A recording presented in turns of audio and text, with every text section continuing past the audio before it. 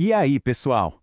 Já pararam para pensar que agora mesmo, dentro de cada uma das nossas células, existe um manual de instruções? É, isso mesmo, um guia super detalhado que define tudo, sabe? Desde a cor dos nossos olhos até como o nosso corpo vai lutar contra uma doença. Hoje, a gente vai abrir esse livro, esse manual da vida e desvendar alguns dos seus maiores segredos. Então a grande pergunta que fica é onde é que a gente encontra esse manual? E mais, como é que a vida consegue guardar um projeto mas tão complexo de um jeito incrivelmente compacto? Bom, a resposta está mais perto do que a gente imagina. Olha só, a resposta está bem aí, no coração de cada célula. O nosso ponto de partida é o núcleo. É ele, o verdadeiro centro de comando que guarda todos os segredos genéticos. Então vamos começar mergulhando nesse centro de comando. Como é que ele se organiza por dentro para proteger uma informação assim tão valiosa? Imagina que o núcleo é tipo uma fortaleza, sabe? A carioteca, ou o envoltório nuclear, seria a muralha super protetora, controlando tudo que entra e sai. Lá dentro, a gente tem o nucléolo, que funciona como uma fábrica, produzindo peças-chave. E, claro, guardado às 7 chaves, está o tesouro, a cromatina, que é o nosso material genético. Ok, mas agora pensa comigo. Como é possível que metros de DNA, isso mesmo, metros, caibam dentro de um núcleo que é microscópico? A resposta está num sistema de embalagem que é simplesmente genial. Toda essa informação genética ela é organizada em uns pacotes super compactados que a gente chama de cromossomos. Para ficar mais fácil, pensa neles como se fossem os volumes de uma grande enciclopédia da vida. E olha, o processo para empacotar tudo isso é fascinante. A fita de DNA, que é super longa, se enrola em umas proteínas chamadas histonas. É igualzinho a uma linha num carretel, sabe? Isso cria uma estrutura que parece um colar de pérolas. E esse colar se dobra e se dobra de novo, e mais uma vez, até formar aquela estrutura super compacta que é o cromossomo. É um feito incrível da engenharia biológica.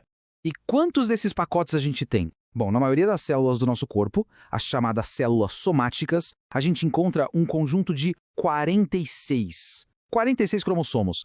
E o mais impressionante vem agora. Nesses 46 filamentos estão guardados cerca de 30 mil genes. Pensa nisso, 30 mil.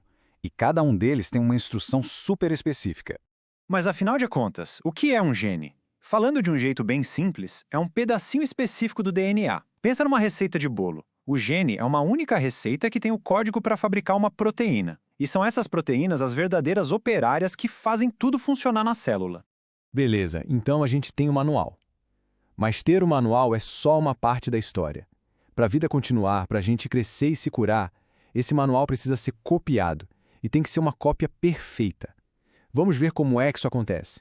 A vida de uma célula é basicamente um ciclo, né? Com duas grandes fases. A primeira é a intérfase, que é quando ela está crescendo, trabalhando, vivendo a vida dela. A segunda é a mitose, a hora da divisão. E adivinha só, é exatamente na intérfase que a mágica da cópia do DNA rola. E o processo é de uma precisão assim absurda. Cada cromossomo faz uma cópia exata dele mesmo. O resultado é o que a gente está vendo aí. Um cromossomo duplicado, agora com duas metades iguaizinhas, as cromátides irmãs que ficam unidas ali pelo centro.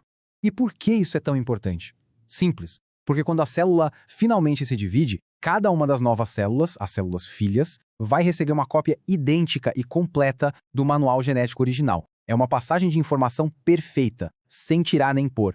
Ok, a gente já entendeu como um manual é copiado. Mas agora vem a outra grande pergunta. Como é que ele é lido? Como é que as instruções que estão lá escritas no DNA viram ações de verdade no nosso corpo?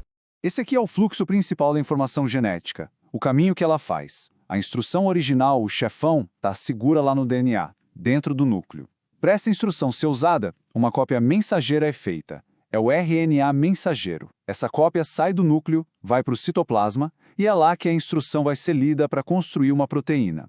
Então, vamos lá. O processo todo rola em 4 passos. Primeiro passo. Lá dentro do núcleo, o DNA serve de molde para criar uma cópia temporária, o tal do RNA mensageiro. Segundo, essa molécula mensageira, o RNA-M, viaja para fora do núcleo. Terceiro, já lá no citoplasma, ela se encaixa numa fábrica de proteína chamada ribossomo. Ele lê a mensagem e vai montando a proteína, pedacinho por pedacinho. E quarto e último passo, a proteína novinha em folha está pronta para trabalhar e cumprir a função dela.